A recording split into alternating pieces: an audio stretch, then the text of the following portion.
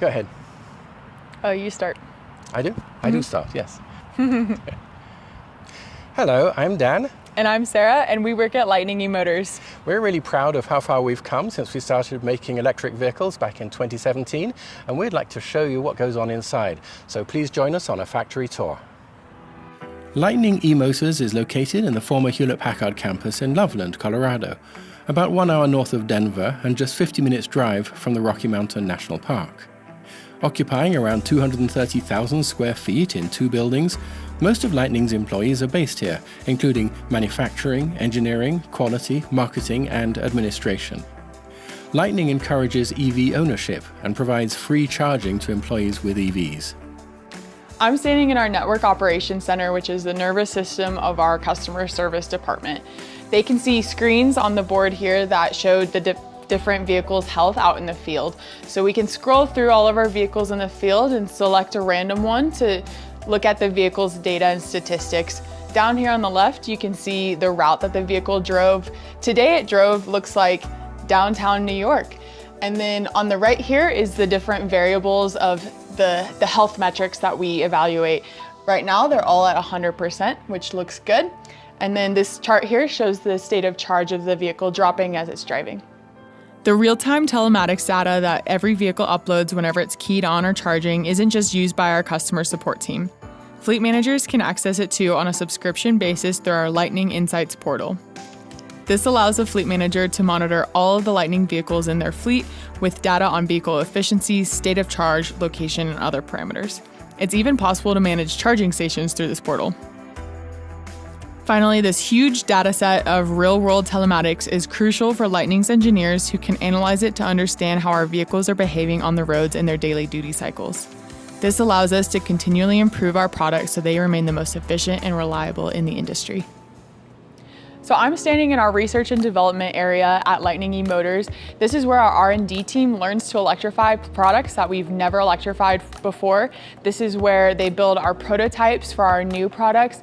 And then once they've developed prototypes and they feel comfortable with the technology, then they do a formal technology transfer process where they document all of the work instructions and formally train our production team to launch products that are ready for full-scale manufacturing. I'm on our R&D floor and I'm standing next to our latest product, the Lightning Mobile DC Fast Charger. It's essentially a level 3 charger on wheels, so it can be used in a variety of applications where you need charging for EVs. This configuration specifically is 315 kilowatt hours with 4 outputs, so it's entirely battery powered and completely electric. This is our prototype unit, but it is now ready to go at full-scale manufacturing. So our R&D team is transferring the knowledge of how to build this product over to our production team. We're now on the production side of the factory. This is our fabrication area. So this is where we build the bracketry that holds different components, like our batteries, for example, into our EVs. We build a lot of it in-house, and it gives us a lot of flexibility as we're developing new products. This is our laser cutter machine. It produces hundreds of units every week by cutting sheet metal to very precise tolerances and different geometries for the bracketry in our vehicles. Our mechanical engineers design almost all of our metal parts to be cut from sheet steel or in some cases aluminum. This allows us to fabricate a wide variety of brackets and frames for almost any application in our vehicles. We don't just assume that the laser cutter is getting it right though. Our quality team operates an optical coordinate measuring machine to confirm that we're fabricating parts that meet our tolerance requirements. And speaking of quality, our entire quality management system is so comprehensive that we received ISO 9001 certification in August 2023. So all the units that come off the laser cutter are flat, but we need them bent to specific shapes for our EVs. So that's where the press brake comes in. This machine will bend sheet metal to very specific geometries and precise tolerances. This press brake is a CNC machine, which stands for Computer Numerical Control. Once the technician has dialed in all the settings for a new part, they save it to the machine and can recall those settings every time the part is being produced. So I'm standing in our weld shop. After parts go through the laser cutter and then the press brake, they come here to be welded into assemblies.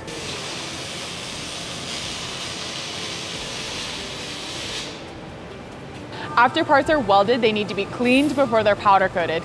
They go into the wash bay for a good rinse, and then they go to the oven to dry off. After that, they'll be put in the powder coating bay to get powder coated, and then they'll go back into the oven for curing. This is the finished product of our fabrication area. This will get quality audited before it goes to the next part of our process. One of the things we have to get right is supply chain. Supply chain, of course, is the provision of the components, the parts and pieces that go together into assemblies and powertrains and eventually go into the vehicles that go out the door at the end of the process. Behind me, you'll see the controlled inventory cage. This contains a lot of the parts and pieces that we manage, and it's pretty much the case that nothing goes in or out of that cage without the ERP system knowing. We're now in the wiring area of the manufacturing floor. We make most of our wiring harnesses in-house because that gives us control over throughput, quality, and the ability to make changes as needed when the engineers come up with a variation on an existing harness. This makes us very light on our feet. For example, the R&D people often want a harness for a project they're working on. They can give the design to the wiring team, and very quickly a harness is made to their specifications and can allow the R&D team to continue work on their development. But most of the work here is for production, which means that we apply very high quality standards here, as well as doing what we can to improve the throughput while maintaining that quality.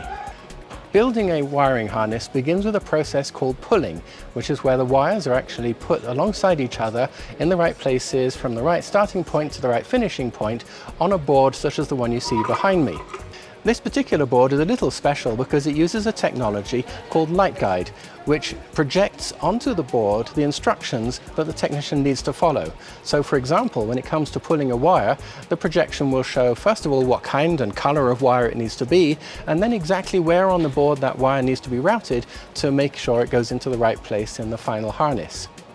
It also shows things like where to apply the labels and which labels should be applied, because of course every wire needs to be labeled so that it ends up in the right place in the plug later on in the process.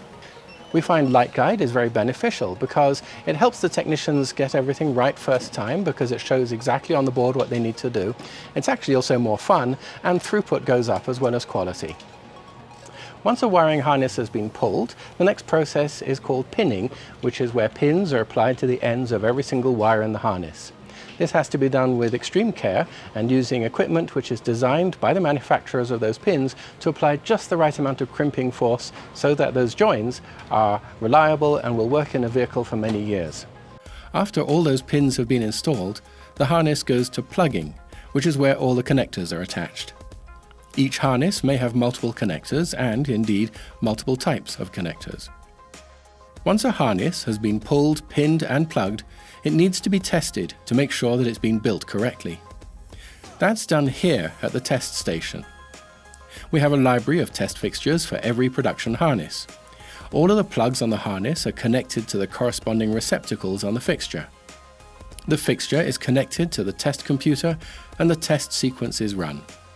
This tells us if the harness was built correctly or if there are any mistakes that need to be fixed. Harnesses which have passed testing are then loomed, which means one of two things. Either they are wrapped in an adhesive cloth tape, which we use for low voltage harnesses which are inside the vehicle, or they're encased in a flexible plastic cladding called split loom. This is used for all high voltage cables and any low voltage cables which are exposed to the elements under the vehicle. Our electric powertrains have multiple thermal systems, providing heating or cooling as needed. One example is thermal management of the battery packs, which need to be kept at their ideal operating temperature, so we automatically heat them up on cold days or cool them down on hot days.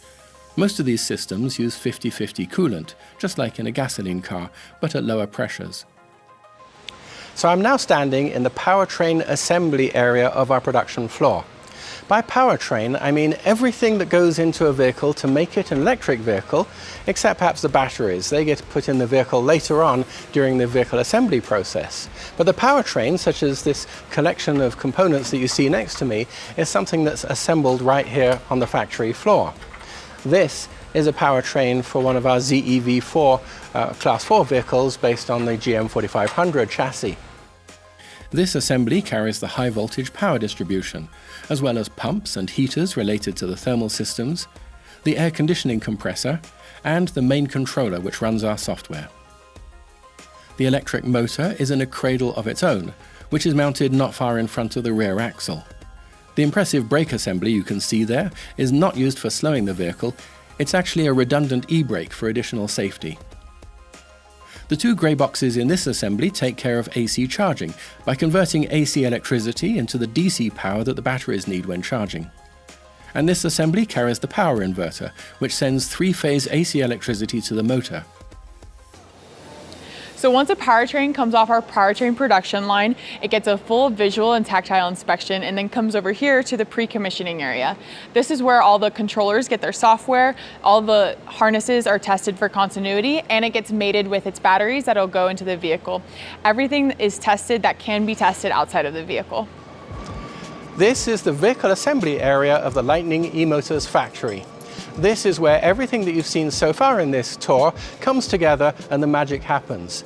This is where vehicles become fully electric and go out of the door, impacting the environment and impacting the sustainability goals of the fleets and customers that buy them. Every vehicle that comes into the factory already has a gasoline engine. Of course, we would prefer to get what are called gliders, which are vehicles which never had an engine installed, and we expect to get them in the future. For now, however, we need to remove the fluids, the engine, transmission, fuel system and exhaust system in a process we call decontenting. We're often asked what happens to the engines. The answer is we sell them to a guy who buys them from us every few weeks.